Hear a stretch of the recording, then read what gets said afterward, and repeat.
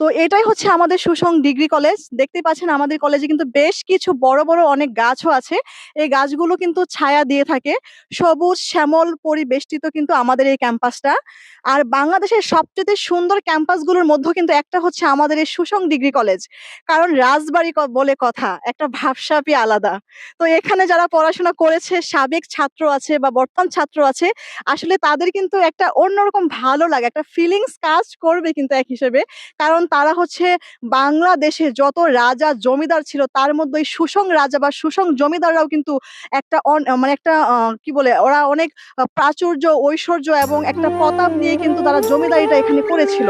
আর তাদের সেই রাজবাড়িতেই এখন বর্তমানে হচ্ছে এই যে কলেজ প্রতিষ্ঠিত হয়েছে।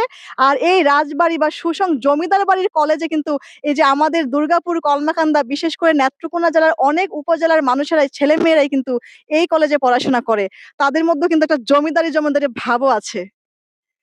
তো এখানে অনেকগুলো ঘর আর হচ্ছে ওইগুলা হচ্ছে পরিত্যক্ত অনেকটা। ওই পাশের ঘরগুলো এখন পরিত্যক্ত। আর মেইন যে ক্যাম্পাস মানে যেখানে ক্লাসরুম, ক্লাস নেওয়া হয় সেগুলো কিন্তু এই যে এগুলো। এগুলো এবং হচ্ছে ওই পাশে আছে দেখাও একটু। ওই পাশের ঘরগুলো।